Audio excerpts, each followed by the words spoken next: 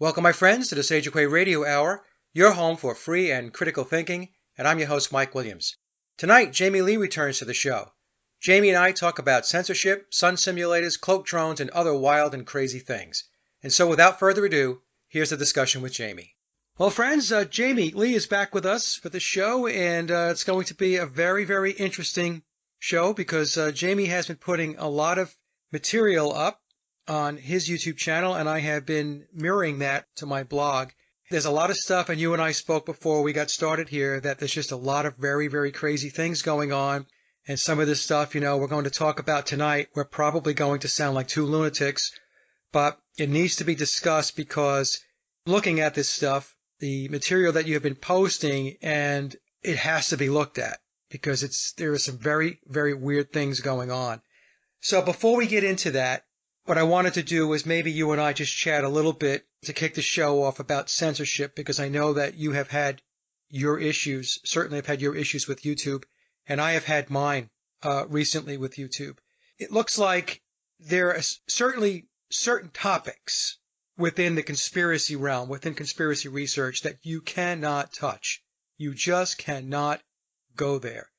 Other stuff, you're free to talk about, until you're blue in the face, but in my case, if you talk about these events, and that's all I'm going to say because I don't want this show to get censored as well, you have a problem. And so they dinged me twice for a show I did on the Sunshine State and a show that I did in the Gambling State.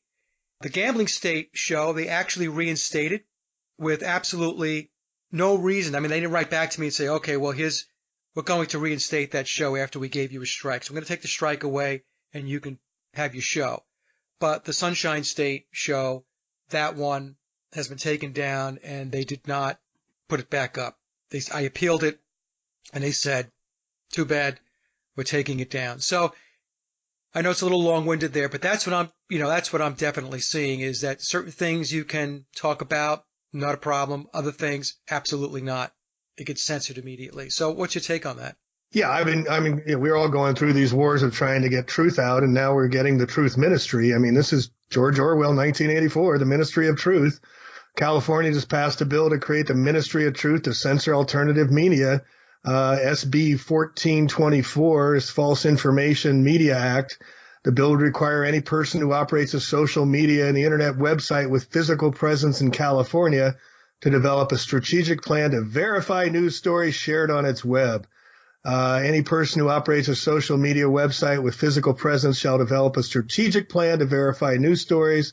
Strategic plan shall include, but limited to, all of the following: mitigate the spread of false information through news stories, utilization of fact checkers to verify news stories, providing outreach to social media users regarding news stories containing false information, placing a warning on a news story containing false information, and C, as used in the section of social media, means an electronic service or account, electronic content, including but limited to videos, stills, photography, blogs, video, podcast, instant text messages. Mike, it's been a lot of fun doing this, dude, but I think we're going to be shut down here in a little while. Well, I was just going to say, based on that criteria, they should shut down the mainstream media. Yeah, I mean, it's so ironic. I mean, I did a piece today that was on, it's the 15th anniversary of the invasion of Iraq based on lies, where millions have been killed of innocent people based on our lies. I mean, then I'm pulling up a story right here from October 6, 2017. The U.S. government spent over $500 million on fake al-Qaeda propaganda. The report went on to detail that the Lincoln Group revealed to produce print news and place them in Iraqi newspapers who obtained 2005 documents intended to tout the U.S.-led efforts in Iraq and denounce insurgent groups. So who's calling the kettle black, folks, Yeah, so your view, Jamie, is it just you and me and our colleagues in the alternative research community that are seeing this censorship, or do you think that the masses are becoming more and more aware of it? As an example, I put a post up today. I don't watch Fox News at all, but there was a very interesting video that was put up by Laura Ingraham. And it was a very good 10-minute monologue that Laura Ingraham did about censorship, because she got blasted with trying to defend the guns rights advocates, defend having the right to protect yourself. She was defending people to protect themselves. Right. And then the other side of the coin, I was just trying to figure out how to label them without getting my show pulled. They went on a rampage to try to have her sponsors pulled so that, they wouldn't sponsor her show and so on. So we see this definite attack that's taking place on free speech, on free thought, on critical thinking. You just cannot have your own mind. They want your mind to be a hive mind. You just think like everybody else, get in line. And like you said, we could talk about George Orwell in 1984. I mean, it's not coming. It is here.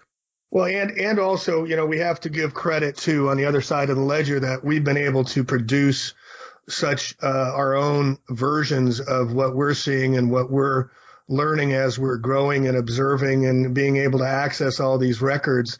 We're being able to publish what we're finding on their services. So we have to give a little bit of shout out that they've allowed us to spread the word like no one's been ever able to do in history.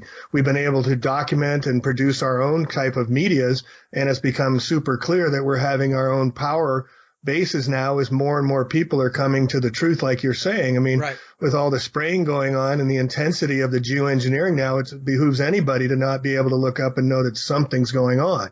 So it's really critical for us to keep getting the message out with the little time we have left, as it will become impossible and detrimental and not very favorable to want to publish anything anymore. Because if you watched a video I saw or did on China, by 2020, everybody has their FICO scores in China, and they're all going to be based on how well they converse in the social media, how well they obey the government, how well they switch to the electronic currencies and whatnot, and how long how they're basically obedient.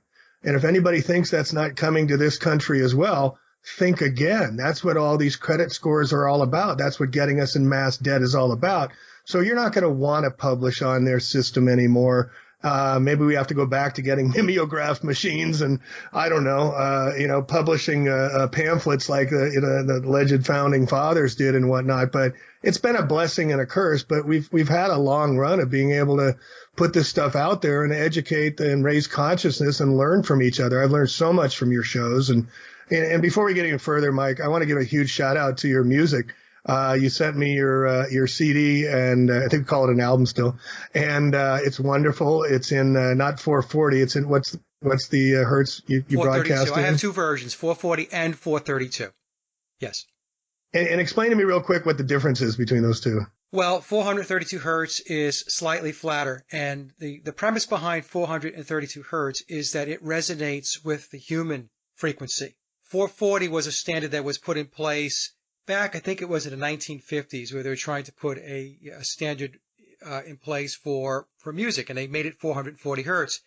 But there are those that have done research, Jamie, into frequencies and how humans respond to frequencies, and music is a frequency.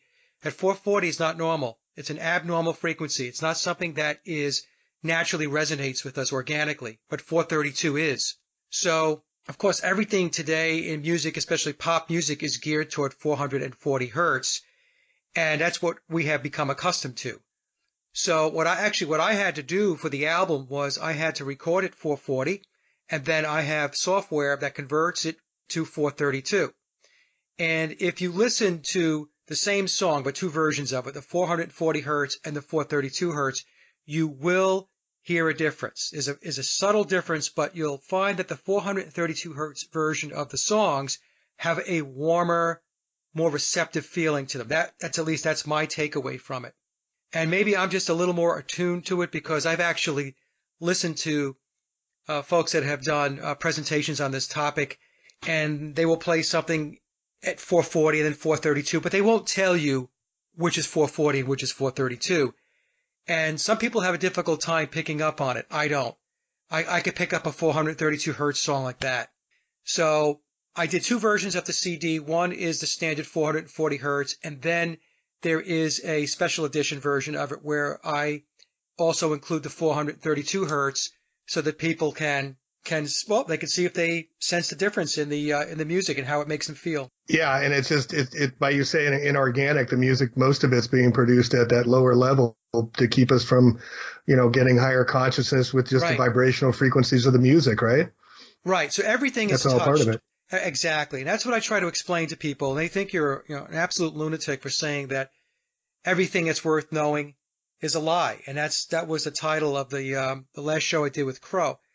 And it absolutely is. And when you start to get into this, and the rabbit hole is very, very, very deep, they have their tentacles into everything.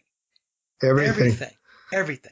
And that's what people have to understand. We haven't still got, I keep thinking we've gotten to the, excuse me for interrupting, but I get excited because I keep thinking we're getting to the onion, and now we get into all these ghost ships and demon devices and, Right. and elevator, the nanotubes and all this stuff we're going to get into, and airplanes not even having fuel in their wings. And I mean, there's so much just stuff that just keeps going of learning just these deeper truths. And it's all based on this super advanced technology. I mean, the 5D, using 60 hertz milliwave meters that can boil our blood, that are being put in, millions of them. They're going to be put in everywhere, but first they have to get rid of all the trees.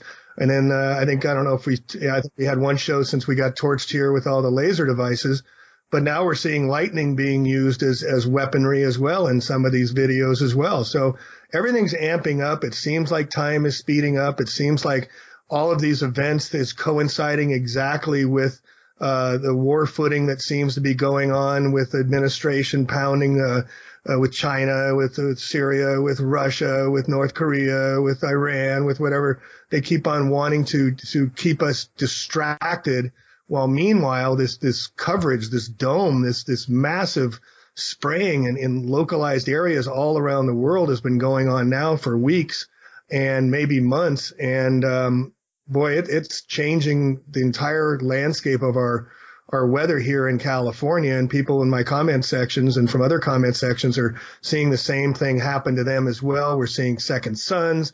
We're seeing moons not being in the right positions.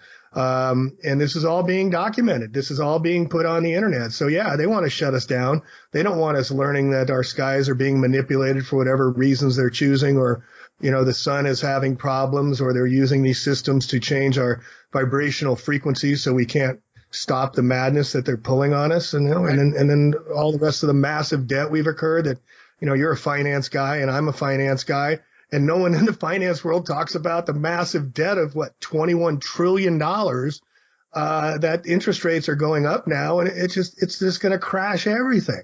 And so, things are happening much quicker. And that's one of the things I just really want to impress on people is we've got to get that preparedness even more ready now. It's like in Wall Street when I would buy a stock and whatnot, the worst thing you could do is have it go up and not watch it and miss it, even though you're ready for it, and miss getting into the stock because you weren't paying attention, or you've been watching it so long for the right price to get in, you missed the trade.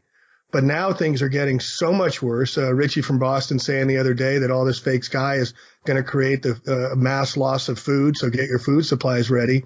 This is what we've been saying for 10, 12 years. But just because we've been saying it for a long time doesn't mean the time isn't now. So I don't know. It's crazy, Mike. No, right now it's like a nightmare. I hate to say things like that, but when you're in the know and you're looking at this stuff and you're doing the research, you're looking at it and you're shaking your head and you're thinking, this is really unbelievable what's going on.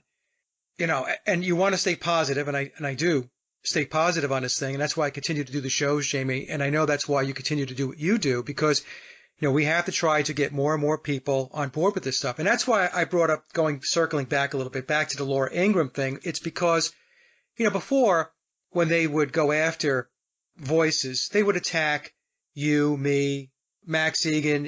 Just pick names that were really trying to put good work out there and to get people to wake up. And I'm not just picking on the three of us. There's many, many, many, many of us that are doing this work. And they would come after us and they would try to shut us down and censor us. But now they're trying to censor somebody who's in the mainstream media, right? They're trying to shut this person down. So what I'm talking about, folks, here is they're raising the stakes now. It's no longer just going after YouTubers and stuff like that and a website here, a website there, blogs and so on. They're really starting to step it up, and they're going after people now that have a much higher profile, even though they're not covering in detail or to the degree that we are getting into things, but they are starting, some of them are starting to lean into certain topics that they don't want them leaning into. Even though it may be like kindergarten or first grade level leaning into something, powers to be, the controllers, they don't want that, because as soon as somebody starts, like a Laura Ingraham, starts to ask questions in a certain area, like I said, even though it's very basic, there are many, many people that are watching her, and then they're going to say, that's interesting. She's questioning that. I should probably look at that. And they don't want anybody looking at anything that's going to even remotely expose what it is that they're doing. What we're going to do now, I guess, is maybe step into even some of the crazier stuff that we have, well, you have come upon, that we really need to start to take a look at and do more research and understand what is going on here. And maybe, I don't know whether you want to start with the drones or the sun simulator, or wherever you want to start. We could, I'll go wherever you want to go. You could take the lead. This whole thing then, and I'm sure you're right in step with me on this, is this whole physical reality we're looking at and seeing these ominous, omnipresent things in the sky. We're seeing vaccines ladled with very detrimental things to our health and well-being. I mean, it's very much everything's backwards, upside down in the material world. But and a lot of people say, well, why don't you publish more positive things and whatnot? Because this is positive. This is about opening up our heart chakra. This is about opening up our sense of feeling and caring for one another and caring for the earth, because we haven't been. And it's a way to shock us into doing this. So I found this work, even though it's very dark and some people are having a lot of trouble just dealing with some of the darkness, it forces you to go inside. It forces you to find deeper meaning to life. And that life is much bigger than just us in this spiritual being having a physical existence. And the way I want to start is there's a book by this Dr. Eben Alexander. Do you remember the book Proof of Heaven? Did you ever hear about this book? I've heard of the book, but I've never read it. Yeah. It's a must read. It was on the New York Times bestseller, but basically the short is that this guy was a top surgeon, neurosurgeon at a hospital. He was Johns Hopkins, a wonder boy, went to be a neurosurgeon in, I think, Virginia. And he went into a coma for 6 days with meningoencephalomyelitis, which was a deadly disease that they gave him less than a 2% chance of coming out of the coma. Yet he came out and he wrote a book about where he went in the coma and where he came back from. And it was a near-death experience. Nothing this deep had ever been recorded. But it's now 9 years later, and he's gone around and give talks. He's educating all these doctors because he's realizing that the Western medicine, and I grew up in a Western medicine family, they don't know anything about how the mind works. They only know how the brain works, and they assume the mind is a construct of the brain's material thinking. But him coming back and now having to tell all these Western doctors. So the reason I brought this up is because in his book, Living in a Mindful Universe, he wrote last year, he wrote, any notion of meaning and purpose in our existence, of connections with others in the universe, of our very sense of free will, or even of such concepts as afterlife and reincarnation, all of these deep issues depend directly on the outcome of the mind-body debate. The relationship in mind and brain is one of the most profound and important mysteries in all of human thought. And the picture emerging from the most advanced reaches of scientific investigation is quite contrary to our conventional scientific viewpoint. A revolution in understanding appears imminent. This pathway of discovery continues to unfold and will no doubt occupy me for the rest of my life. Along the way, I've encountered some of the most expansive experiences and intriguing people I could possibly imagine. I have learned not to be seduced by simplistic falsehoods about an assumed world, but to strive to assess and deal with the world as it truly is. As human beings seeking a deeper understanding of our existence, we are all well served to take that approach to heart. So where I go with that is just like you and I were talking before the show got on, is that we had discussions about this new kind of sky we're seeing out here in California, and it seems like going on around the world. And I guess this started with me about a month and a half ago when I started getting on a website called Enslaved by No Media out of Boston, who started chronicling some of these chemtrail planes. And I've been watching chemtrails for 2005. I wrote a book on geoengineering last year called Geoengineering, aka Chemtrails. And I've been knee deep into this, but he was showing video footage of these chemtrails that planes were disappearing in the sky. And he was showing with his Nikon Coolpix 900 where they were having shadows that were from the chemtrail planes, the chemtrails, that were reflecting on the clouds above, which would mean the sun would have to be below it. And he was showing that these planes were flying much slower than we had been told compared to simple Cessnas taking off from an airport nearby. He calls it a circle of vision, that the dome, you go up higher, you get a much shallower view of perception. And his work is excellent. He's been getting ridiculed. And then he also had one on the airplanes, commercial airplanes having very little or no jet fuel in their wings, basically compressed air, which Jones Joe S has done the original work on that.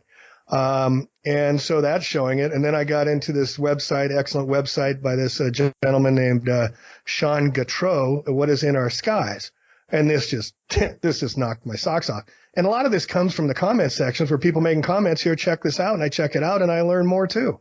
And so this guy back in 2014 documented over 20 or 25 or 30 videos on these devices, these drones that are in the sky, that are cloud making drones, that are refuel supply crafts that are up in the sky. And there's large drones and small drones emitting chemtrails out of them and shooting very fast and hiding in the clouds. And you can see them now. They're using filtering with infrared filters and whatnot. And you can definitely see there are crafts in the sky now.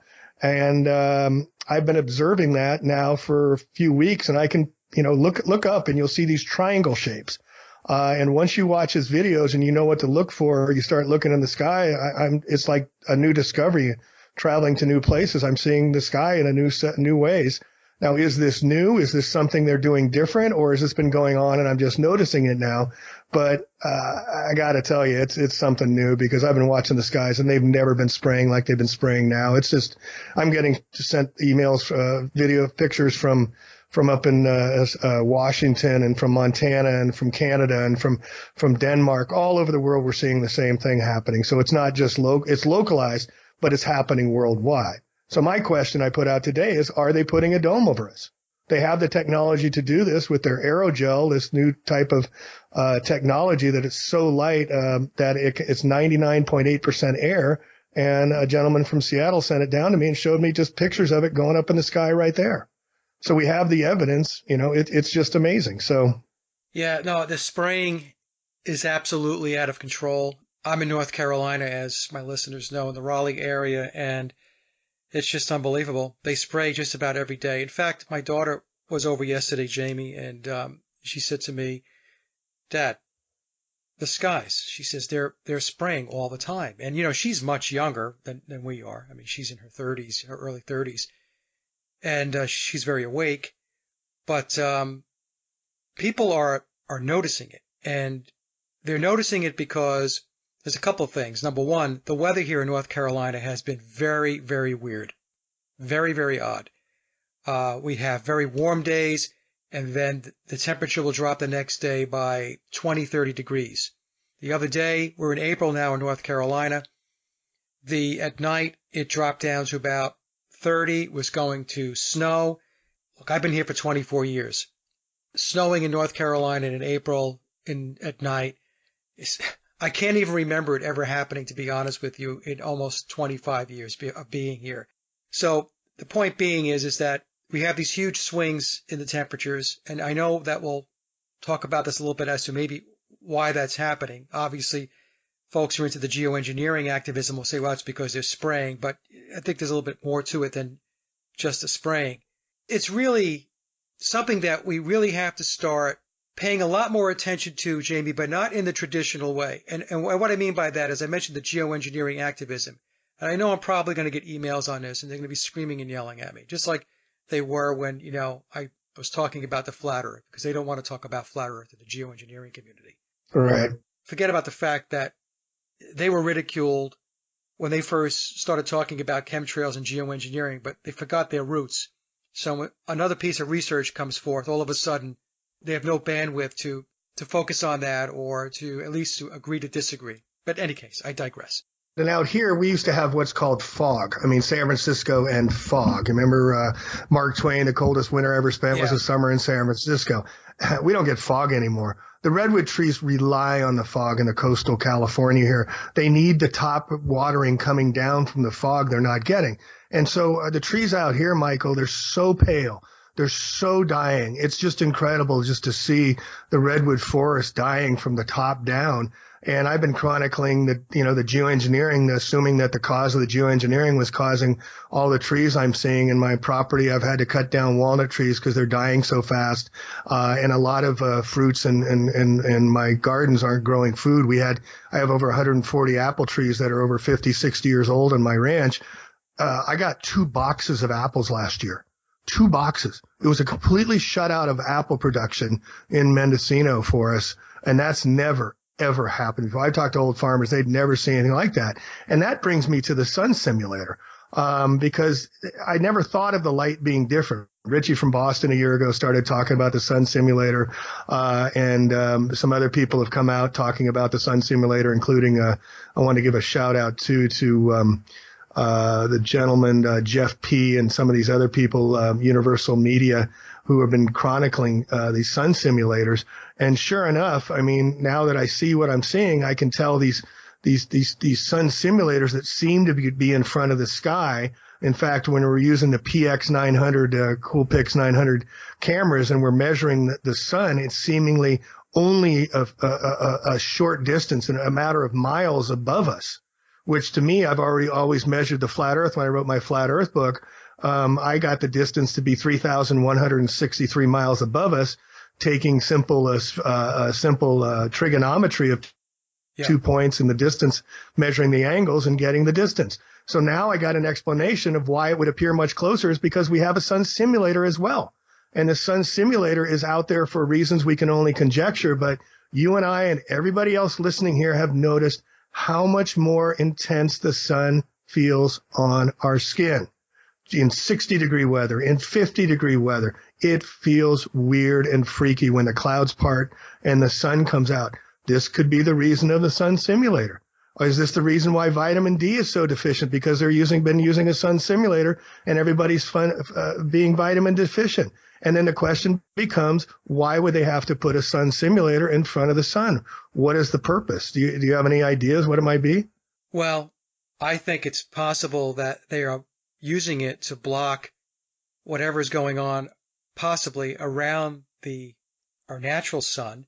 I was watching some videos on this, and there appears to be, now folks, I'm just going to say that I'm doing more research into this, and we know in this day and age with Photoshop and video editing and all that stuff, you have to be very, very careful about making grand statements about something being absolutely true. But let me just explain.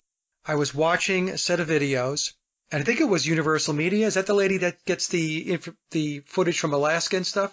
Yeah, Universal Media News. She's really good. Okay. So I'm watching this, and there are spheres that are moving through the sky.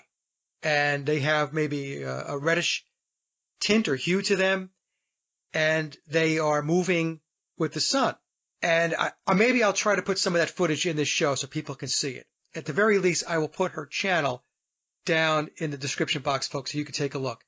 What I'm saying is that there are other celestial bodies in the sky, and the sun simulator could possibly be being used in order to obfuscate those other celestial bodies. In other words, to hide them. One of the things that she has shown in her videos is that if this is a sun simulator, how the sunlight, it deforms. It's not a circle in the sky. That's what our sun is a circle in the sky. It becomes elongated and distorted, and it appears to be elongating and distorting so as to hide these other orbs, celestial bodies that are in our sky and tracking with the sun.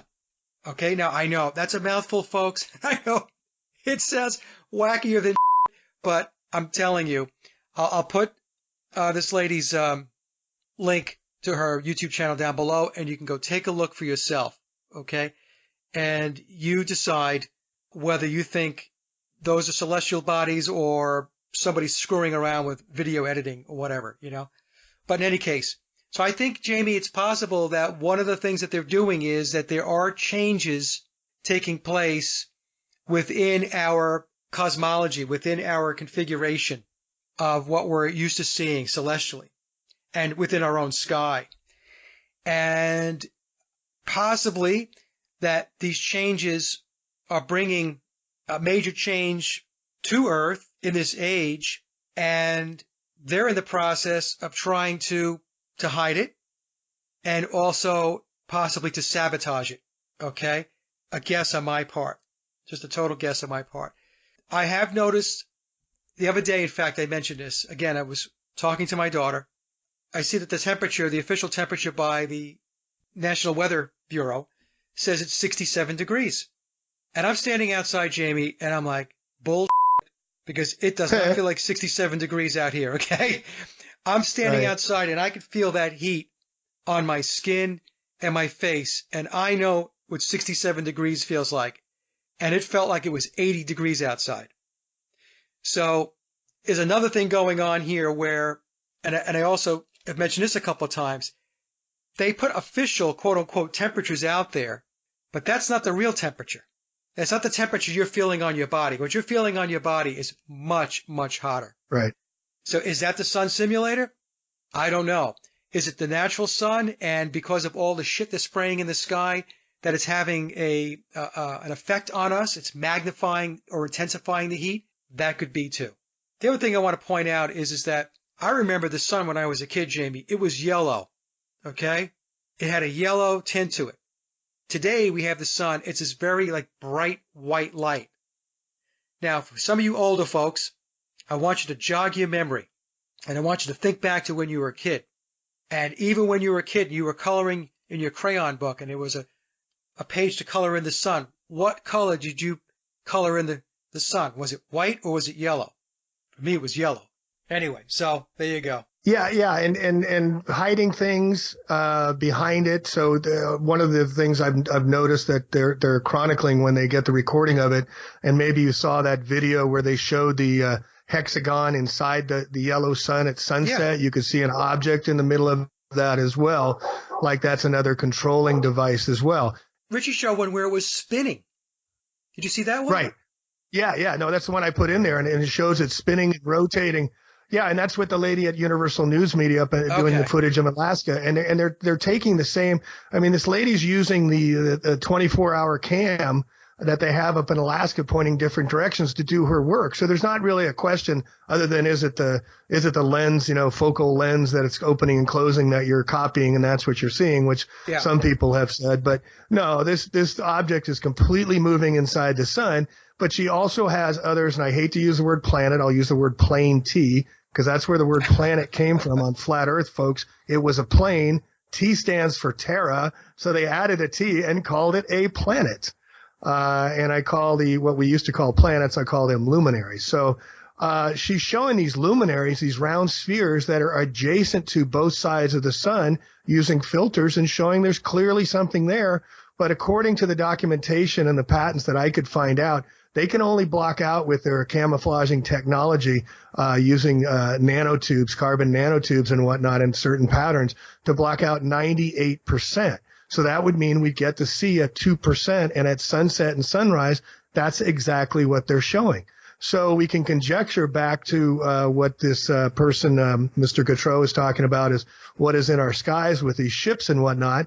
And this can go all the way back to the Vedic cultures, to I think they're called Varamas, what they had. Right. They had spaceships in the clouds that sprayed clouds, that did cloud making machines.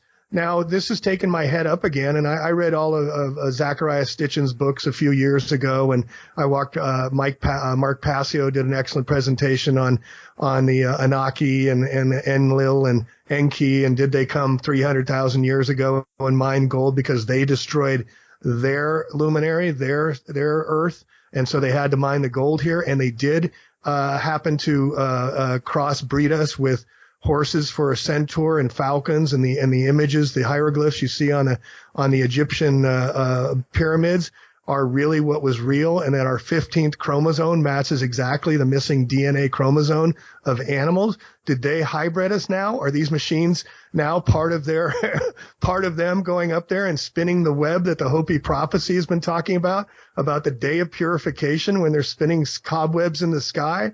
I mean, I don't know, Mike. It's beyond my pay grade, but it just keeps getting more and more interesting to be on top of this and seeing what is happening. But getting back to the technology, I mean, I chronicled in one of my YouTubes where Google has the technology to put elevator nanocarbon tubes in the sky, and they've been working on it for over a decade, and they have groups that meet upon it and regular meet conferences for over a decade on this stuff. So to say there's not stuff up in the sky, they don't have technology, and space ribbons and whatnot for refueling, resupplying. The camouflaging technology is definitely there.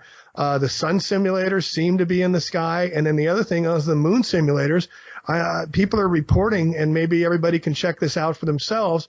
We're only, 2 weeks past, spring equinox. March 21st, when sun and moon are equal at the same. Well, we're getting reports I'm seeing on YouTube where people are reporting that the sun is much further north than they've ever seen. In fact, it's so far north, they're getting sun on the north side of their house, which they've never gotten this time of year. They only would get in June when it would get closer to the high point of the summer solar peak. And so they're showing videos also in some of these, Jeff P. and others are showing the moon going in and out. And people are saying the moon's coming here, setting over here. The moon, like the sun, is getting larger. It's getting smaller. But it clearly tells you one thing. The moon doesn't move up and down the ocean twice a day. It's moving all around like that. Another flat earth plug here. And so it's just, there's so many things going on up in the sky now. And when you look up and see a beautiful blue day, and by a couple hours, all these cloud making devices show up out of nowhere, make these hexagonal and DNA coils. And, I swear I saw this, and put your tinfoil hats on, because, what is in the sky, what is in our skies talked a lot about this, but I'm seeing it too. I see images in the sky. I posted one of a face moving across at someone and filmed in one of my videos. But yes, 2 days ago, when they were starting their sky painting about 1:00, I'm watching, and within an hour, I looked up again, and I looked again, and I said, no way. And here I watched this heliocylindrical coil unwind, and it unwound to the form of a hummingbird. A very large hummingbird with a large proboscis nose, and that nose was going straight into one of the rays of a giant sun ray halo that was made all of artificial clouds. It covered such a huge part of the sky, and I wasn't smoking anything. I mean, it was just right there. And I told a couple people just to see what their reaction be. I said, what do you see up there right there? And they go, oh, that looks like a hummingbird. Yeah. I mean, they saw it too. And so that's what we're seeing, is they're able to create a lot of images in the sky. They can control down at the nanoparticulate level. And this is something people don't understand. Nanoparticles is $1 trillion business. It's over $50 billion business in our foods. CRISPR technology, as we talked about before, just got approved to be in the plants now. So all plants are going to be artificial now. But what is coming down with all this increased spraying in our skies? Are we getting sicker? Well, that's what a lot of people are saying. Are the flus in there? They're coming out with a new strain of flu B now because they have so many different types of flus they can't control because the flu was so effective. I don't know, Mike. I don't know what we can do.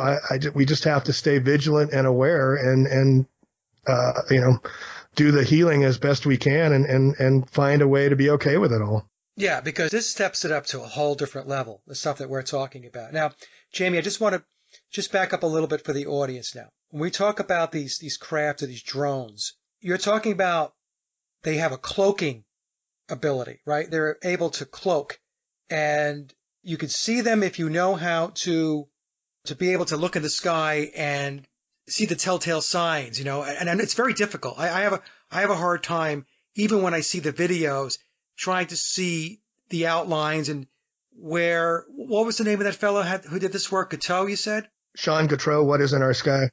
What is in Our Skies, yeah. So I have a hard time trying to look at it, and sometimes it's easier. A lot of times it's not. Looks like a Rorschach test to me. But the times that I do see it, I'm like, okay, I do see it. So what we're saying is that they have the ability to cloak, that they have craft in the sky that they can hide, that unless you really, really know what you're looking for, you are not going to see it. Right? Am I right? Right. And when you see it, you're not sure if what you're seeing is actually that, because you are dealing with a cloaking device. But when you stop and I would put up, I'd look at the sky and I had my baseball cap on, and then I'd put a ruler on the side of the cap to measure how much volume, if I could tell.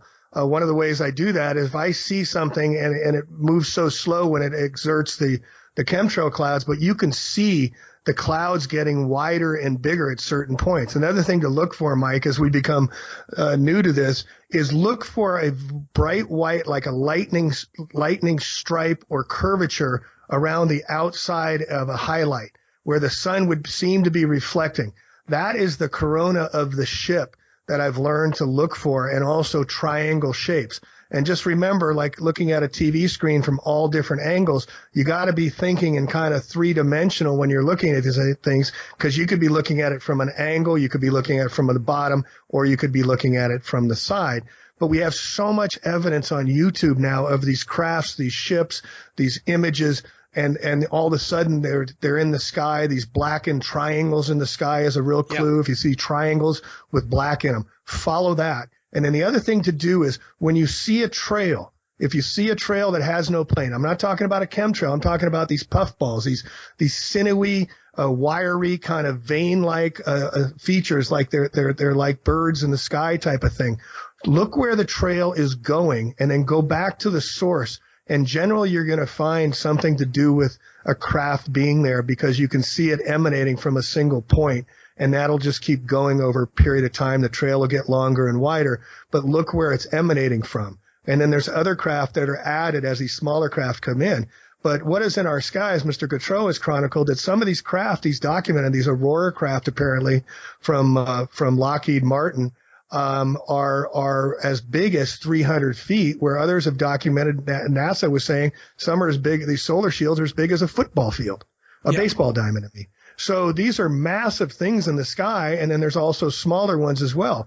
So again, do we know what we're looking at? Not really. But, you know, wouldn't it be great if we got to film one of these, if one actually does show itself with the cloaking devices? And another thing, these cloaking devices, I've got over 20 patents I've shown on these cloaking devices they've had for decades on how to cloak things. Wideband electromagnetic cloaking systems right here, cloak patent 8253639.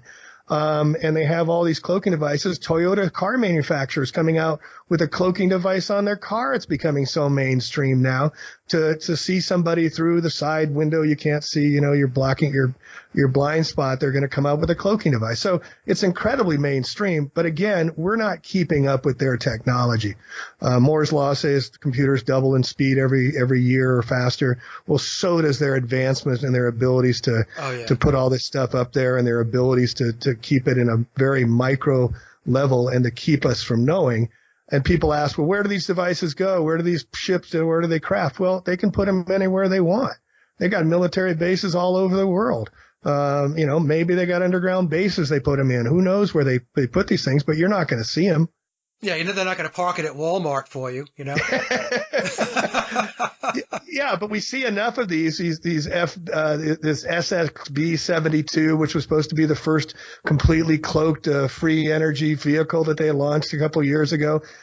We saw in Los Angeles that thing in the sky, you know, that the vortex thing in the sky that was reported in Los Angeles. So we're seeing them conducting all their activities in the sky, but it won't be long before we're going to get a real picture of one of these crafts. What is up in our sky said he's seen them. He just hasn't been quick enough to photograph them. So I'm sure we're going to get something out of there, but this is a whole new game. And then the other thing is, you know, like in China, they just announced they're going to be seeding 3 million acres of land, square million acres. They're going to be seeding with rain.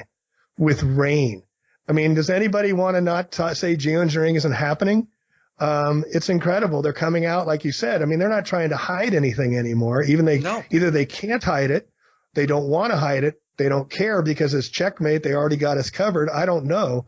But things are being disclosed and they're not even trying to explain it. Like the laser fires, the directed energy weapons in Santa Rosa and Southern California. It's been we're coming up on 9 months now. The California fire chief cannot even tell you how these fires started. Yeah. Yet we know they were lasers. We know they were torched, and these poor people out here, Mike, they're not getting back in their homes. 11,000 people lost their homes. They're finding benzene in the soil now, and they're having to replace the entire water systems. It might be 2 years before people get in. The homeless now are getting kicked out where they got kicked out of their last shelters. They're cutting 30% of the mental health departments here and whatnot. So we're seeing this Agenda 21 morphing with the big brother on the censorship of our abilities to communicate and speak truth to power, mass vaccines going on everywhere that don't work, but everybody keeps doing it. I mean, and the massive debt. So I don't know. It's time for us to step up and more awakening. So we have to start talking to others and start bringing up more and more conversations about this, even though we've been shuttered. It's really important now that we keep speaking out because I'm having so many conversations now about what's going on in our sky, about 5G, about vaccines. Everybody's starting to wake up, but you got to remember where we were when we started to wake up, because if you take them from the ground and bring them to the top of Everest on the conspiracy world, you'll blow their heads up with the stuff we're talking about now. Oh, that's what I'm saying. This discussion here is this is science fiction to like 99.99% of the population, but I don't know. But, I wanted to mention, Jamie, we talk about these craft, and what I'll try to do is to include some of the video so that folks can take a look at while we're talking so that they can kind of piece it together, because I know just discussing it without the actual visuals might be a little tough. So I'll try to do that when I put this show together. But the TR-3B is the triangular craft that has been around for a very, very long time. It's a top secret project. It's been filmed. It has been people have taken pictures of it, and I have two friends, two very, very good friends. They're not crazy, that have seen the TR-3B, the triangular craft, above them. So about 4 or 5 years ago, one of my friends contacted me and they said, Mike, I know that you're into this stuff, but I just saw the strangest thing. I was in my backyard and I looked up, and up in the sky was a triangular craft. Noiseless, no noise, silent. And I said, well, how high was it? They said, well, it was in the sky. It was high, but it wasn't like high. I mean, I can make everything out. The lights at the bottom and all that stuff. The other person, I'll just tell you who it was my daughter. So about a year ago, maybe a little less, she said to me, Dad, we were driving on the road and we look out the window and she sees a triangular craft in the sky. Silent. And she nudged her boyfriend and she said, take a look out the window and tell me what it is that you see. And the triangular craft was there. Now, the reason why I'm saying that is because with these cloaked craft that are in the sky, many of them appear triangular. And what I'm going to do is I'm going to add a clip, a very good clip I found that has to do with the TR-3B, which was filmed, videotaped, two of them in the sky.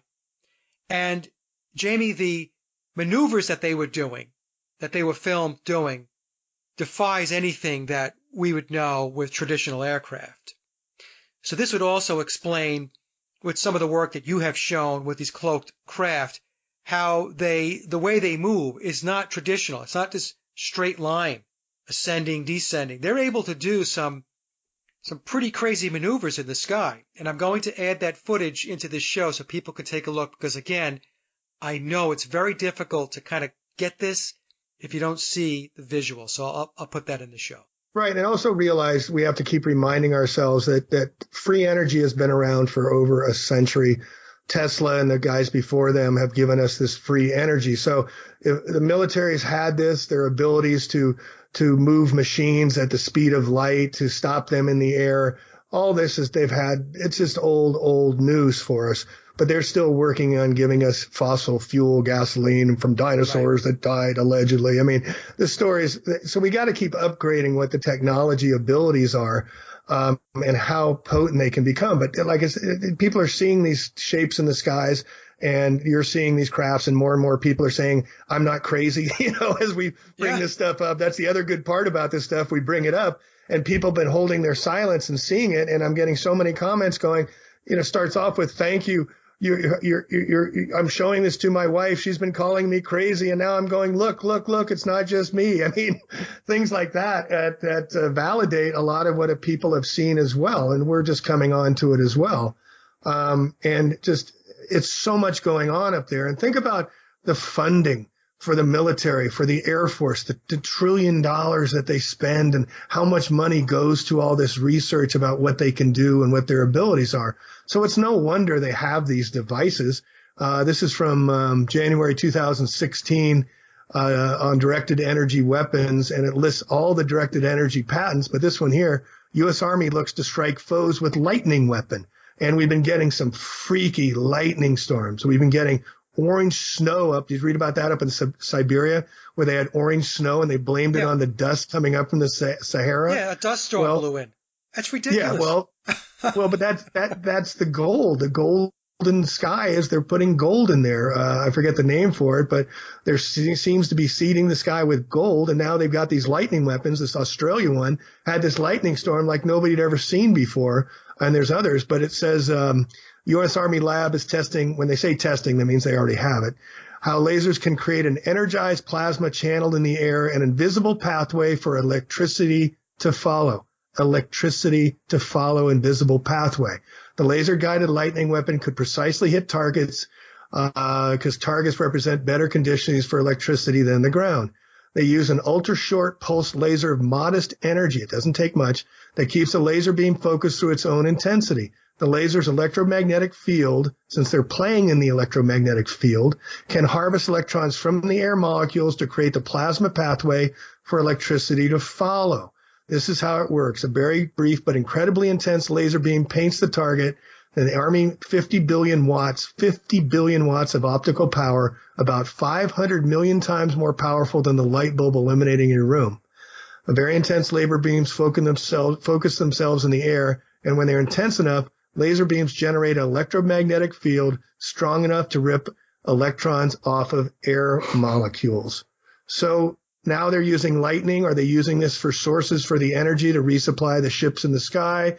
Are they doing it to store ground in the ground? Is this part of their harvesting the sun, like they talked about we talked last time on your show about using the radio frequencies in the sun to create all the energy on Earth? So no more of these energy from the Earth. It'll all be from the sky. I don't know, Mike. Yeah, I don't know, Jamie, but these are all, like I said, you have to ask a lot of questions. And even if the questions seem strange or odd or just out there, you have to start asking questions, because so far we've talked about cloaked craft of the sky and a sun simulator, and then with these, like I said, the high intensity electricity. There was one video I watched that you had put on your site, and that lightning strike to the ground was like something I had never seen before. And right when it lit up the sky, you were able to see these geometric shapes around the lightning, which I guess were craft, I guess. Yeah, no, you couldn't make any other assumption, but they were coming from craft. That's what is up in our skies had shown, and that's what alerted me to it. And once I saw that, and I saw this video, and I could see the craft, yeah, definitely a craft coming out of there. It's shown time and time again at different parts in the sky, all emanating. There wasn't just one; there was several of them. So yeah, it's more and more confirmation, and we're going to get more and more of this confirmation. But again, the purposes of why they're doing this, why these lightning strikes, are they just testing for this EMP event where they're going to shut off all our power and they're going to only turn it back on to those with the credit scores that they like and whatnot? I don't know. I think thoughts I've never thought before, never thought I'd think, but interesting times indeed. But one thing real quick I want to do before I forget, I want to give a shout out to a few people like Cliff Carnicom, Sophia Smallstorm, who you had on your show, Deborah Tavares and Lou Tavares I've gotten to be good friends with here in California, are doing just yeoman's work with bringing truth out there. And especially Alana Freeland. She's got 2 books out. She's got a book on the sky fence. She's talked about this stuff for years in her wonderful, wonderful research. Her new book is called Under an Ionized Sky, From Chemtrails to Space Fence Lockdown. And her previous book was Chemtrails, HAARP, and the Full Spectrum Dominance of Earth. And she's been saying this is happening. And I'm finally waking up, and I read her books, and it took me a while, but yeah, it's here. We do have a space fence. We do have an ionized sky. We do have a 1,000. The ceiling isn't very high too, Mike. I don't know if you're seeing it, but when I'm looking up and I'm seeing Cessnas fly higher than these clouds, I know they're not very high. And you can see them, they're much lower. So there's a substrata of layer of clouds through these, what I call demonic devices, ghost ships, whatever you want to call them, that are laying these things out on a daily basis now for reasons, who knows? Yeah, I had another good friend of mine lives on Long Island, and he told me a couple of years ago that they were laying the chemtrails down on Long Island, and he said to me, Mike, but they're not coming out of planes. I said, what do you mean they're not coming out of planes? He says they were coming out of like these big orbs. It was like an orb at the front. And the trails were following behind the orb, and that was really the first time. This is going back, maybe it's a few years ago, lose track of time, but that was the first time that I was alerted to the fact that that it could be something other than what I perceived as a plane, because all I had ever seen was an airplane. But now we are seeing these trails being laid, and they don't look like airplanes. And the one channel you mentioned, Enslaved by No Media, was that the Right. channel you mentioned before? Yeah. So even when he's using his P900, when he zooms in on these planes, they don't look real.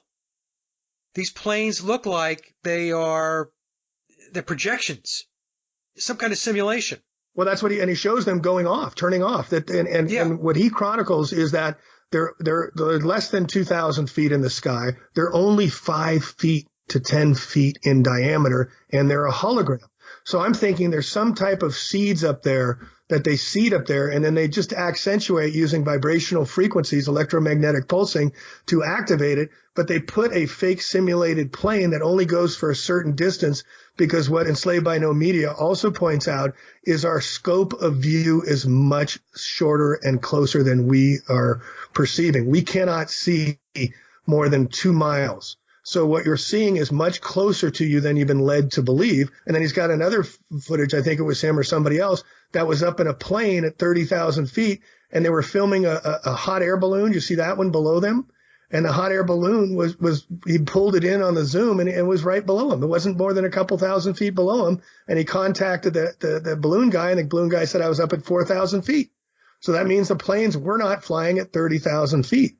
And other people have brought in their measurements into the planes and measured that the altimeter is only reading 7,000 and 8,000 feet inside the cabin. But if there's cabin pressure, I'm being told that the barometer reads 7,000 feet. So I'm not sure if that's valid.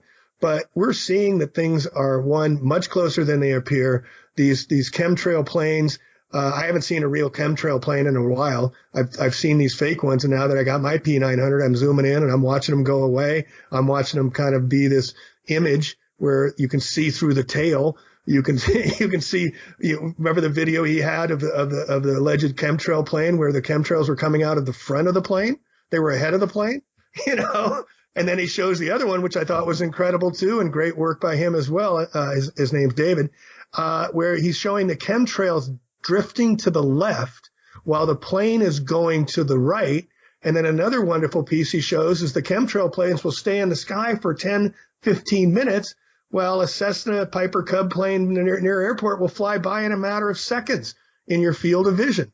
So that means these things are going either much smaller or much slower than we're seeing. So, yeah, I mean, maybe we need to get up on a plane and get a big net and see if we can catch one of these things. I don't know. Well, the disconcerting part of this is that they're able to create these very realistic holograms. Yep.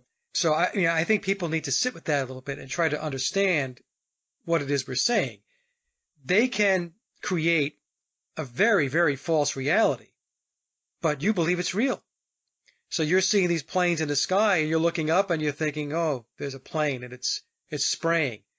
But in reality, there are very, very few planes probably today that are actually dumping the chemicals in the sky. I think initially, there were real planes. In fact, I know there were because I would be up in an airplane, and I used to do a lot of traveling, Jamie, from here to New York on business. And I was up at, well, allegedly 30,000 feet, and I would see a plane, nearby flying alongside us, and they were dropping trails. And it was, didn't look like a hologram. It was a plane. So there are real planes that are spraying, but I always used to question the number of planes that were doing it. I thought to myself, is every single plane spraying? And these planes are spraying in areas that they're not routes, they're not commercial aircraft routes. Right. How do you explain that, right? So then they must be military craft that are going up and they're spraying in those areas. But I don't know. I think it's a combination now of real craft and whatever technology they have, utilizing holograms to give the appearance of a plane, but something else is spraying. And it's just absolutely mind-boggling. If it's these craft that can cloak, I don't know. I'm sounding like a crazy man right now.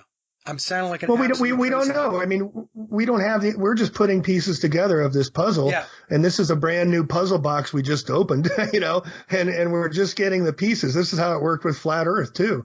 And then people start submitting, things get disclosed, but something big has gone on. I mean, let's go back to, the Google of everything, loon balloons. Remember the loon balloons are supposed to be these things that are for the communication devices to help us to have internet because satellites don't exist, and so they have the balloons all around the sky. That was proof that satellites did not exist. Exactly. But Project Loon, right. Yeah, but what is up in our skies is saying is these are refueling stations for chemtrail holding mixtures, devices that they park up in the sky. And then you got Elon Musk and Bezos, Jeffrey, owner of the Washington Post, besides Amazon and besides Whole Foods now. And you've got them putting up things into the sky like right and left, more and more on and on, the SpaceX and everything. Are they taking the sun simulators up? Are they refueling the stations with these crafts up there? Microsoft just announced with, who's Gates' partner, Paul, what's his name, financed the largest Microsoft plane. Now you're going to make me think of the name Paul. That's okay. Don't worry about it. Just, yeah. But they just rolled out this big, huge, massive plane, this twin jet plane with these tiny wings that can't hold fuel that's supposed to go up in the stratosphere to carry things. But they don't say what they're carrying. So I'm wondering if they're using all these ships to constitute to put up more for these devices, resupplying and putting these sun simulators, moon simulators, demon crafts up in the sky. But they're using now these new carbon fiber elevator ladders, Jacob's ladders up into the sky that we actually had a film on that somebody took from over in the Netherlands, I believe, that showed it. And I just went, oh my gosh. And then looking back on this information, we've seen that Boeing's been working on an elevator to the sky for over a decade as well. So I don't know. I mean, we know we can't get out of the dome. So they're just taking the above us and they're layering all these different layers of false skies and hiding things behind them. And then using these simulators and elevators and demon shit. I don't know. I'm listening to myself thinking I need to go and check myself. I never knew the rabbit hole would get this deep. I know it's lunacy. And I just want to mention to the folks, just swinging back a little bit when I talked about the sun simulator and these other celestial bodies in our sky and so on. There's a very, very good documentary by Thunderbolts Project called Symbols of an Alien Sky. And this documentary came out a few years ago, and it talks about how in the past, our ancestors, going way back, they had documented a completely different configuration in the sky, completely different than what we know today. And so I really highly recommend that and I'll put the link down in the description box below, that everybody watch that documentary, okay? Because if you're thinking, that's ridiculous, Mike, you're really off your rocker, the configuration of the constellations or the celestial bodies change. Oh my God, I can't listen to this anymore. Well, I'll tell you what, watch that documentary. It's very well put together. And after you watch that documentary, just sit with that a little bit and reflect, okay? It's excellent. The Electric Universe. Yes. And that we do live in an electric universe. Yep. It's electromagnetic energy. It ties in with Tesla technology beautifully. Yep. And it's, again, what they've been hitting from us. Free energy, free food. We could be living in ultimate peace if that's what we demanded, if that's what we really, truly wanted and had to make the changes that were necessary so that all could live in peace and harmony. That's where we're heading with this stuff. But first, we have to understand what is being done to us, the Luciferian creed, the dark forces that want us to not let our souls incarnate, to want us to keep us in the hell realm of physicality. And this is what they're doing to us. And so for us to rise up now is paramount and tantamount to us waking up. And as our consciousness wakes up, like you're doing and I'm doing, we're also helping wake up others, when in turn are helping wake us up. And so there's this collective consciousness going on around the world, like an album around the world, not a sphere. And it's world. The original world, WORLD, was pronounced WHIRLED, because we're an electromagnetic universe. So all of this is about our great awakening, and be blessed enough. I see this as a blessing too, that we've been allowed to disclose 500 years, 1,000 years. We're talking maybe hundreds of thousands of years of our history being uncovered and disclosed and brought out into the open, so that more and more of us can be awakened as to the great lies and the great truths, the great cosmic truths, that we're all in this together. We all need love to survive. And if we don't get back to our knitting, if we don't get back to what's important, to love one another, know our food supplies, know where our water comes from, find our own ways to live in a much more like mind with Earth, and biomimicry, and learn to imitate Earth, we're done. We haven't learned our lessons here. So that's what this is about. And they're giving us these great insights, even though it's super dark, even though it's super difficult. We were called for these times. We were called to step up to the plate. So I honor that we're being able to do this for, I don't know, I've been doing it since 2007. I think you've been doing it similar time, but it's been great. And I don't regret a minute of it. And if they take it away, they take it away. But, so be it. Well, all we can do is what we're doing, right? It is to continue to try to get the word out, to dig into this stuff, research it, and try to get people to get their critical thinking going. And, to look at what's going on. And look, most people today, unless you are really, really under a rock, understand that something is terribly wrong with this place. And I'm even talking about the people that we consider to be asleep. Even they're starting to look around and think to themselves, you know what? Something's not right. So, and of course, we have all these different degrees of how awake people are. But, one of the things I wanted to talk about, Jamie, is all the stuff that they're doing in our skies. Doesn't it make more sense that they're able to do it in an enclosed environment versus what they try to sell to us as far as space and all of that stuff? They're in this enclosed environment. There is this firmament, this barrier, this dome, whatever you want to call it. And, of course, they know this. And so they're able to do the things that they're doing because they are operating within a controlled environment. And they know everything about this controlled environment. They know everything about how it works, what doesn't work. And what are your thoughts on that? I mean, that's, to me, all the stuff that's going on, to me, just lends credence to the fact that we're enclosed. Yeah, I mean, that's obvious now to people that are waking up. I mean, it's just I have a license plate that says flat Earth.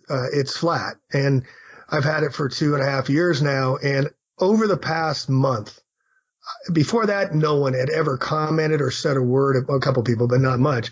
But now I'm getting honks. People are putting thumbs up. I mean, this flat Earth meme is going all around everywhere.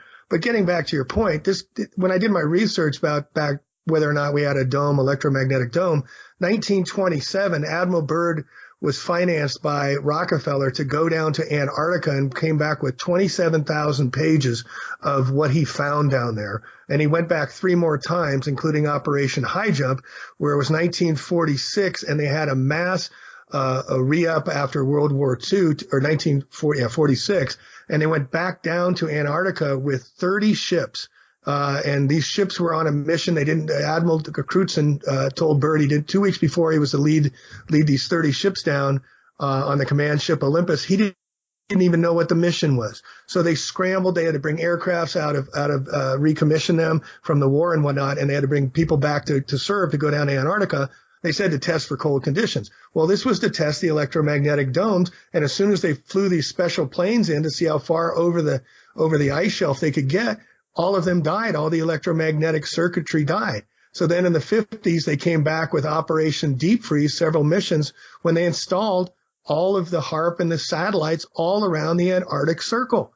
And then you have your dome right there once they figured out the electromagnetic frequencies. And then in 1961, they removed between Russia and the United States the thermonuclear ban test treaty so they could detonate 49 thermonuclear missiles into the dome to see if they could break it apart. It was the largest military operation since World War II, naval operation in the southern seas. And it blacked out 700 miles away. It blacked out parts of Hawaii when they tried to do this, and they couldn't blast through the dome. And this is when they created NASA right after that. So yeah, they've known about this electromagnetic energy, free energy in an enclosed environment. And with all the technology, I mean, I tell people all the time to think. You're flying on a plane, you've got your laptop or whatever device, and you can get internet streaming, downloading and uploading at 30,000 feet allegedly, going at 500 miles an hour. What do you think the military technology has had for 100 years? Right. It's mind-blowing what they've had, and so we got to understand these frequencies that they're able to hop on. That's why they're lowering these ceilings to create this ionized sky, because they can use it like the ionized sky up at 16 miles at 1,000 feet. How much more acute can you control your frequencies if you wanted to control people, control the weather, mind control, whatever you want to do? So yeah, I mean, we're just puppets in their play. So the dome, I had Martin Kenney on my show, and I love Martin's work. And, he's great. He's absolutely unbelievable. And he explains that the dome, what we're calling a dome or barrier, is really a toroidal field. It's a torus. Right. And that mainstream science, well, they refer to it as the Van Allen belts. You see?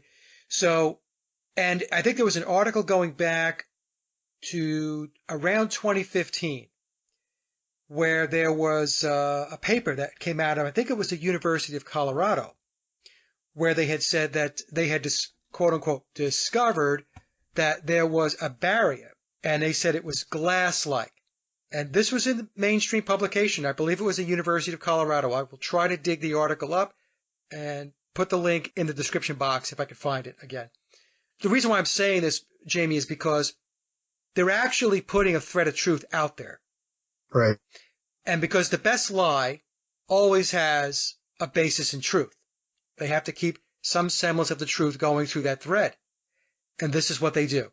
They feed us lies, but underneath that lie, there is a thread of truth. So when we talk about a barrier, whatever it may be, a toroidal field, they call it the Van Allen belts. Right. Yeah, and Van Allen, James Van Allen, was a partner with Admiral Byrd and went down to Antarctica. And when they couldn't blow the hole in the dome, they at the height, I think it was 62 miles. That's where they created the Van Allen belt. They called it the Van Allen belt, was where the dome was. So if we're only 60 miles up, that the dome is a watery expanse above it, the stars are behind it, and the shimmery luminary stance and whatnot, that just makes so much sense to me. And then just to continue on for all the non-believers of flat Earth. Do you remember Edgar Mitchell? Edgar Mitchell, allegedly went to space, and apparently he saw stars where these other guys, Glenn and these others, have stated unequivocally that there were no stars to be seen because the sun was too bright. So you got conflicting stories going on, but it's just one more thing in the quiver of proof that the Earth is not what they say it is, that we're not spinning at 1,000 miles an hour and going 1,000 miles a second around the sun and going 600,000 miles around the Milky Way, well, the stars above us never change over centuries. And, the one thing I always like to ask people real simply, take an orange or something round, a tennis ball, and draw a circumference around the center line and say that's the equator, right, on a round ball. And they say, yeah. I say, okay, well, draw the lines where 24 hours in a day go on the North Pole, please. Yeah. They can't do it. No. They cannot do it. I said, so how do we have 24 hours in a day when you can't even show me how the division of 24 hours works on a round ball? Yeah. It makes no sense at all. And you and I have been on this for years, so it's nothing new. But, it's nice to talk about flat Earth again, because you and I both have not been posting much on flat Earth because there doesn't seem to be much that new information. But there's so many sites out there on flat Earth. It's incredible. Yeah, my position on it is that I have pulled back from it only because I want to move the ball forward to the next level. And to me, the next level was when I had Martin Kenney on, and he talked about his work in syncretism, and he spoke about and presented his cosmic egg model, which makes a lot of sense to me, a lot of sense. Absolutely. Martin, to me, he took it to the next level, and that's what I'm interested in. It's not to downplay any of the flat Earth work that's out there, because it's out there. So for anybody that wants to find out more about it and do research into it, there's plenty of material available on YouTube and on websites and blogs and so on where they can get themselves acclimated and they can learn. But for me, I didn't want to just hang there. I didn't want to hang in that place where, okay, all right, we've said just about all we can say about it at this moment in time based upon how it was being presented over the last 3 years or so. I don't want to stick on that. We need to keep moving the ball forward. So that was my premise with it. So some people asked me if I abandoned it, and I said, no, I didn't abandon it. I tried to explain exactly what I just explained, and I said, if you want to see where I'm at with it now, watch the interview I did with Martin Kenney, or better yet, go to Martin's channel and go take a look at what he's researching and what he's trying to get people to understand. Yeah, exactly. And I was on that same path with the cosmic egg for a while with Victor Schauberger and Rudolf Steiner's work, yep, where they had the cosmic egg theories as well. So we're reconnecting with some of these ancient masters of knowledge, and getting in. I want to write a book on the 5,000-year legends and mythology and history of flat Earth, where the Sumerians, the Babylonians, the Egyptians, the Vikings, all the Native Americans get all their flat Earth lore and history out. And you'll see it's such a bigger picture than just the physical plane. And I think that's where we need to go with the flat Earth, is what does it mean in the many dimensions that we're learning about? Mount Meru corresponds exactly with the top of our heads, the soft spot in our heads, where we're told by the Dalai Lama, Steiner, and others that when our spirit leaves our body, it goes through that soft spot through the top of our head, which also coincides with Earth as above, so below, Mount Meru. So this is all kind of getting into again, back to the spiritual journey that this is leading us to. So if we lose all our material values, what is left? What is left when the dense matter is gone and it's pure light? It's the light of our consciousness. And this is where we're bringing the light into the dark. And once we bring light into this darkness, and that's why this work I feel is so important, is because it cannot be in the dark any longer. That's what we're doing here. And even though it's the most difficult task to break wind, to be the front guy in the peloton, to do all the heavy lifting and get all the slings and arrows from the mass ignorance while you're trying to figure stuff out, it's the work of the wounded healer. It's the work that's been called over what Joseph Campbell called the journey of the hero, the hero's journey. And that's what we're all about here. And it's up for all of us to step up now, because not only for all children, not only for all sentient beings, but for Mother Gaia, the earth herself. She is being destroyed in so many different ways. We think about how personally this is all attacking us. Well, she's just getting beat up, like using her as a sewer in a supply house and now spraying her and taking away her environment. She's going to do what she's going to do, and she's been around longer than us. So we better start giving some thanks to the lady that gives us all life and Father Sky, like the ancients did, because this is a time of reckoning. This is a time of great conscious awakening, but we're also setting the stage for future consciousness, future awareness that can pick up from here, from the work we're doing, just starting the turn of the Titanic, starting to turn the wheel, telling the people, hey, don't listen to the band anymore. Get in the lifeboats, folks. We still got time. Right.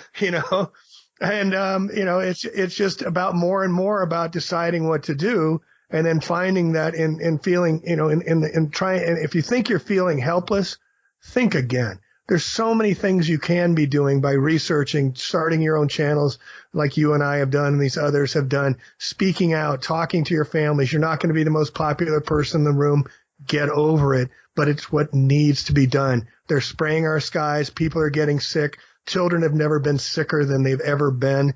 The Western medical industry is in complete disarray. Trump's gutting it anyway. But in the United States, nobody talks about, excuse me, doctors, you suck. We rank 38th in the world in quality of care, and we can't even say the doctors suck. I mean, we're terrible. We got more sick children than anybody else in the modern world. Yet our medical care costs more than anybody else. And if we decide to opt out, they tell us our children can't go to school. How messed up is that? So it's about taking your own action. It's about stepping up. It's about deciding who is the author of your own authority, but you're going to have to take the bullets that come with it. You're going to have to take the collective willful ignorance of the many who look at you like you're from somewhere else or you don't belong here because you don't agree with them any longer. You don't fit in. I don't want to fit in this world. This world's too messed up. Yeah. If you're fitting in, you're screwed up. Because you're playing along with a very, very wayward place. Now, it's interesting, Jamie, while you were speaking and you were talking about how tough it is, sometimes to step out and start to talk about the truth. It reminds me, I interviewed James Perloff going back about 3 or 4 years ago, and the name of his book was Truth is a Lonely Warrior. And I remember what a great title. What a great title. Yep. Truth is a Lonely Warrior, because that's exactly it, folks. It can be lonely. And I want to add, Jamie, that aside from putting information out and doing research or maybe doing podcasts or blogs or websites, one of the most important things that people have to do first and foremost is to connect back to spirit. You have to do your inner work. And because for me, when I reconnected back to spirit, that's when a lot of things started to fall into place. That's when I started to become more discerning about what was going on in this reality and starting to realize that this is not at all what I thought it was. There's something, again, I'm saying this over and over again, something's very, very wrong here.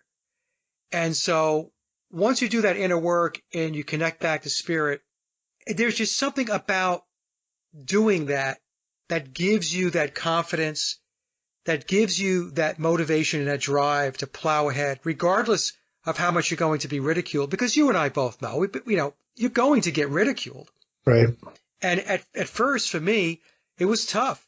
It was very tough to present something and talk about it, and then only to have friends and family scoff or tell me I was crazy or I was a conspiracy theorist and all of that stuff. So in the beginning, it was difficult because nobody likes to be called names and ridiculed. Right. But, what happens is the more you do the work, the more you realize, you know what?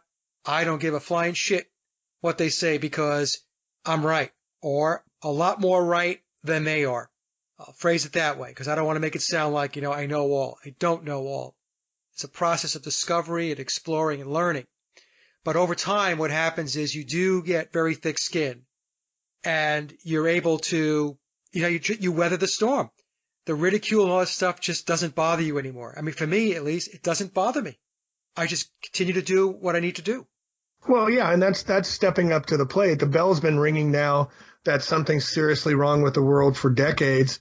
And we are getting now just so many indications from so many different places that the future for all life on Earth is questionable. You and I talked about would we hit the reset button if we could on the last show, and we both agree that we would. But if you knew that the house was on fire and that it was burning and it's going to burn everybody in it, would you say something?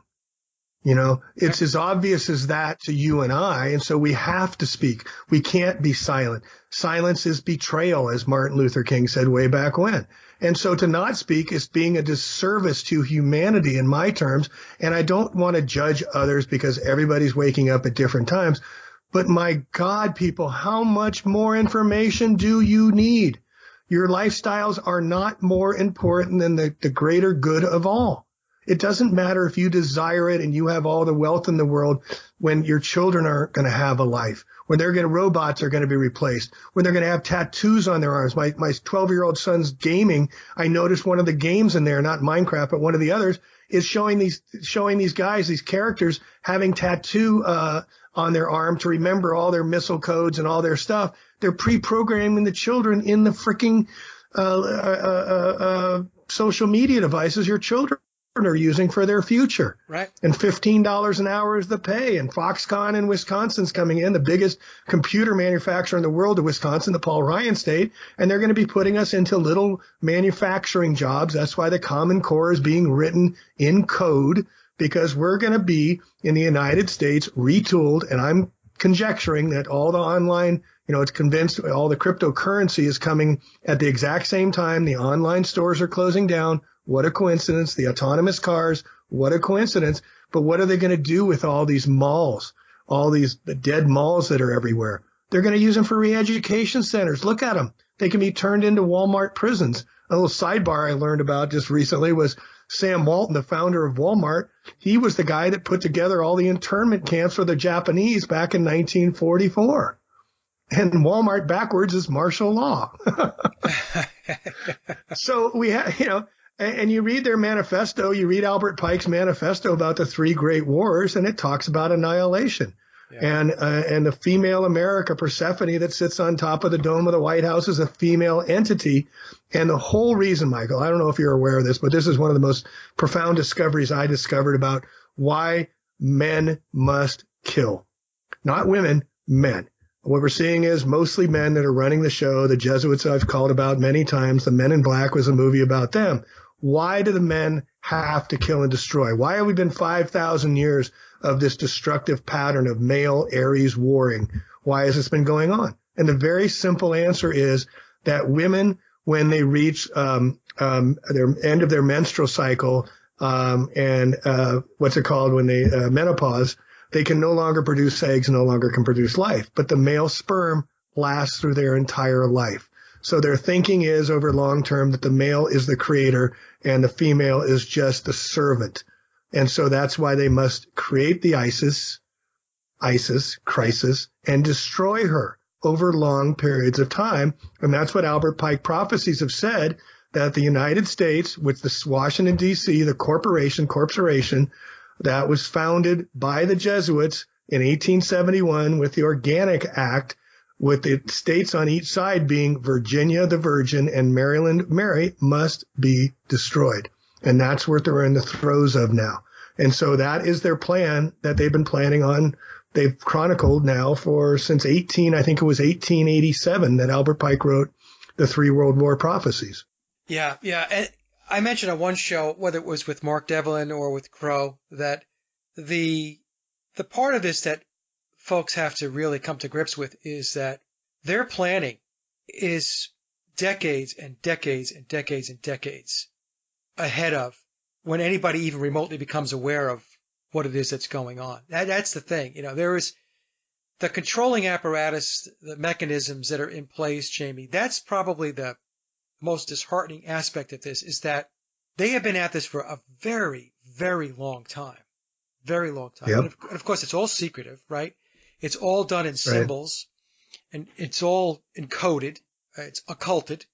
The average person, even the brightest average person, is not going to figure this stuff out because they're all distracted by, all of the aspects of the material world. Going to the movies, watching TV, going out to eat, watching football games, all of that stuff is a major distraction. And you could be the brightest bulb or think you're the brightest bulb in the world, but you do not know what they know, period. And, this has been going on a very, very long time. And that's the part of it to me that I'll tell you, sometimes, like I said, I always try to stay positive, going to move the ball forward.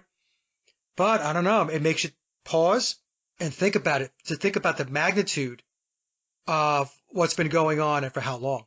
Right. And that they have the book, Dean Garner has written some books on the Jesuits that are really important. And he talks about the book of continuity that they have, that they pass on from generation to generation to generation. And so when they pass these books on, this is a part of their continuity of their programming and their ultimate goals to be realized. And they've been extremely successful. When they cut off oil supplies to Japan and China, which helped start World War II, that was part of the Jesuits getting even with the Japanese, because the Japanese banned the Jesuits 100 years before that. This is how long they've been rolling. And if you get back to Father Rivera's work, that he was inside the Vatican, he was inside the catacombs, he was in the secret libraries, and he got killed for disclosing this information. They even created Islam back in 1034 or 1134. Right. They created Islam. So our perspective, and this is why the Anunnaki, our perspective of history, our perspective of what we've been taught is completely wrong. And my new book's titled Everything is a Lie, Nothing is True. That's because right, this is where we're at. Yeah, because everything has been a part of central programming for so long. To know what is true or what is not, you have to create a tabula rasa and erase everything you've thought. And that's why I've been fortunate because I never went through the school programming. I was never a gifted child. I had to learn everything through the school of hard knocks, but it allowed me not to have all this pre-programming, getting my doctorate to be indoctrinated through my gradual degrees and mastering the school indoctrination, where the highest paid people at the universities where the kids are in massive debt are the football and basketball coaches. You know, that's how we honor our universities, by paying our sports guys the more than any. And then the professors get paid, but the assistants get paid minimum wage. It's all about taking your money, folks. Sending your kids to college is a waste. Get them started in business, teach them how to grow food, get them some farmland or something. It's going to be much more critical going forward than following the same paradigm. Yeah. Learn a vocation. Plumbers out here are getting paid $80 an hour, learn skills, learn where things come from, read books, get books. How long is the internet going to be available? And if they shut down the internet and the available access, or we choose not to access it because it's too big brother, what is left? Yeah. Books. Yeah. Digital books can be altered at any time. Oh, yeah. We're finding that all the time. Yeah. The Mandela effect, I'm finding that, they just said YouTube in one of their censoring things is going to be using Wikipedia as their source for fact checking.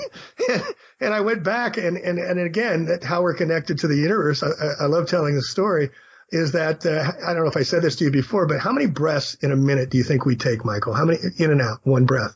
I don't know. How many do you think we take? I don't know. Between 16 and 18 on average. Okay. So let's say 18 breaths in a minute. So 18 breaths times 60 is 1,080 breaths in 1 hour. 1,080 breaths in 1 hour times 24 hours is 25,920 breaths we take on average in a day. Okay. Now, do you remember Plato's great year, the Vedic great year of the constellations up in the heavens? It takes the 12 zodiac cycles to rotate it through its entire zodiac cycle. Each cycle is 2,160 years times 12. 2,160 times 12 is 25,920 years. There you go. The cosmic influence of above is in us. As above, so below. So we are Christ consciousness. We are the creator. We are not separate from. We're not a part of. We're a part of, not apart from.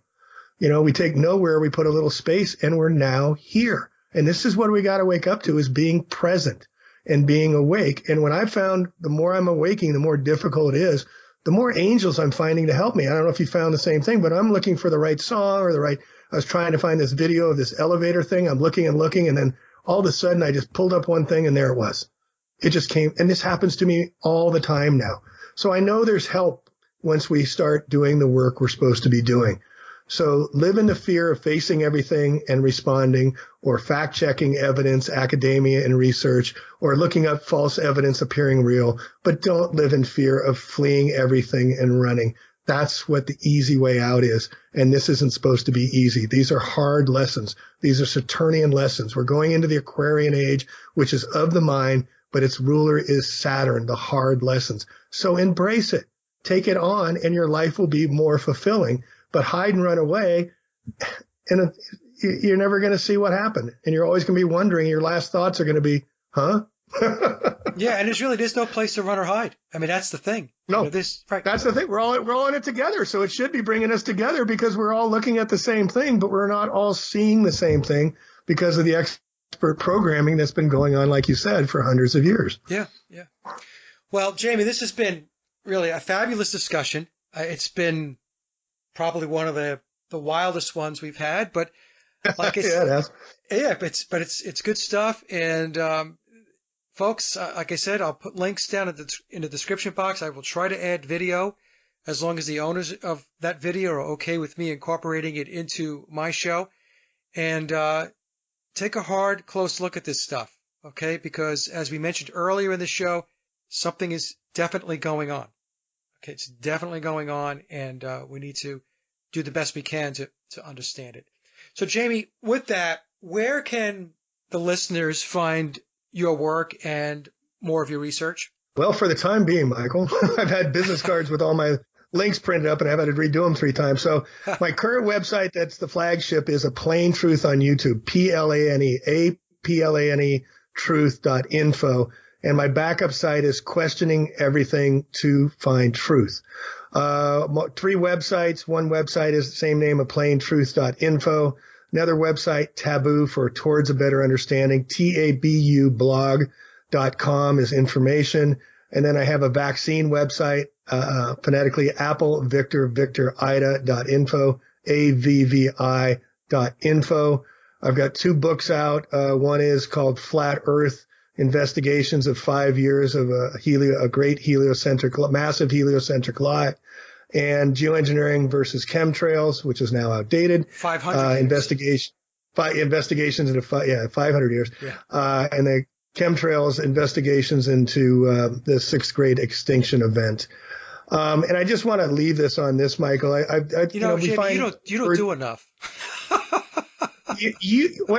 What you're doing more and more. I mean, I don't know if we're just getting our creative flows, but I look at your posts every morning and you're posting some how do you find time between putting out all this music and doing all these interviews and posting all this? I mean, I'm in awe. I mean, I thought I'm doing a lot, but looking at you, I got to catch up. Yeah, I don't know. It's just like once you get into the groove and the swing, you just do it, So, but no, I'm not kidding. And I think we feel a sense of time, that the time's urgent. So we're trying to get as much out as we can to awaken and inform others as we're waking up ourselves. But I implore everybody to just go and research and getting back to the ancient Greeks who know a lot more than us, the 4 cardinal virtues of Plato. Can you name one of the 4, Mike? Because you represent all 4. Well, I don't know. You caught me off guard on that. All right. So the first one is wisdom, quote from Plato. Wisdom is the leader. Next follows moderation. And from the union of these 2 is courage springs justice.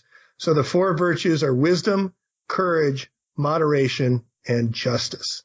And that's where we need to come to. And so we're coming back full circle. The ancients knew, and now we're beginning to remember, to re-know, to reconnect again, because this is all lost wisdom, lost knowledge. And I thank you, sir, for bringing that knowledge to many of us to help our awakening as well. And I just try and shine my light brighter. And if my light is brighter, others may be able to see their path better. And that's all I'm trying to do here. It's not about the money, because there's no money to be made. It's about the effort. It's about putting yourself out there for the greater good. And I honor you and Sophia Smallstorm and Alana Freeland and Deborah Tavares, all you courageous warriors. You feed me. You feed my energy, and thank you. Well, that's the thing, there's a whole bunch of us out there, and, and we sometimes know each other. Sometimes we know each other well. Other times we're acquaintances and stuff like that. But there is a lot of sharing that goes on. And whether that be sharing by doing podcasts or sharing by putting information on the blog or on websites, it's important to share each other's work best we can, because that's the only way we're really going to make an impact, because the mainstream media obviously is commandeered. So we've got to pool our resources in order to to be able to have an effect. And so I think that we all, generally speaking, Jamie, do a pretty good job of that. Yeah, and one last thing I want to mention, which is a very interesting last thing, which I'm going to talk in general terms because they're getting deeper into it. But with all the vaccines and stuff, there's just a few left, especially children who haven't been vaccinated or been able to avoid it. And they're starting to form little private groups to keep the purity of humanity protected. Mm-hmm. I mean, if you think about that 97, 98, 99% of people have all been vaccinated and contaminated, is there humans left of natural origin, or have we all turned into AI? And so there's these groups that are starting to form, and maybe we can do a whole nother show on this, but you out there listening, start thinking about that, that we need to protect our species. It's a hell of another subject, but yeah, it's just something I want to throw out there. And that concludes another Sage of Quay interview, and I hope you enjoyed the discussion as much as I did. Links to my guests' websites and social media are listed in the show notes below.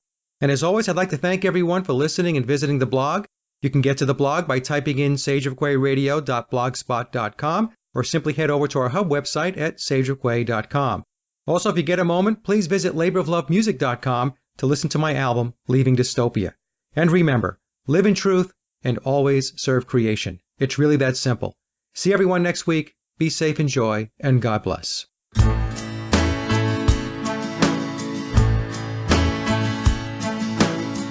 Hey there, brother, take a look around. Does it bother you that the world is upside down? Can't you see?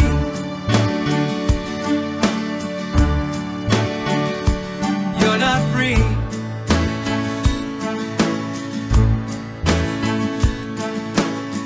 Hey there, sister, look out your door. Does it bother you when your child goes to war? Can't you see?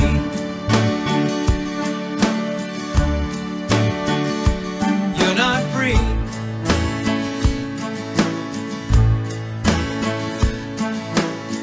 Hey there, neighbor, look to the sky.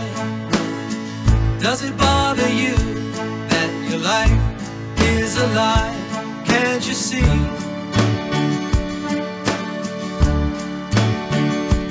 You're not free.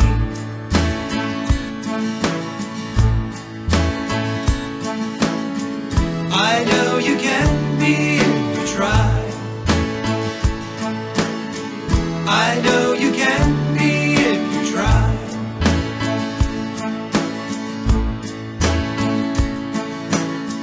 Hey there, Father, standing in the rain. Does it bother you that you never took the blame? Can't you see?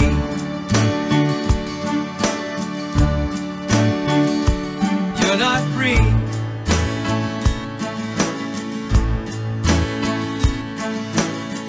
Hey there, mother, time is passing by.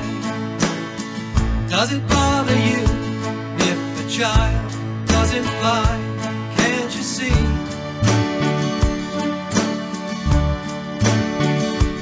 You're not free.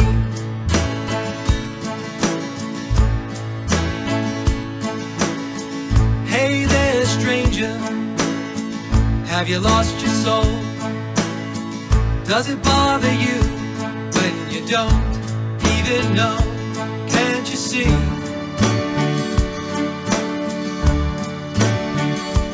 You're not free.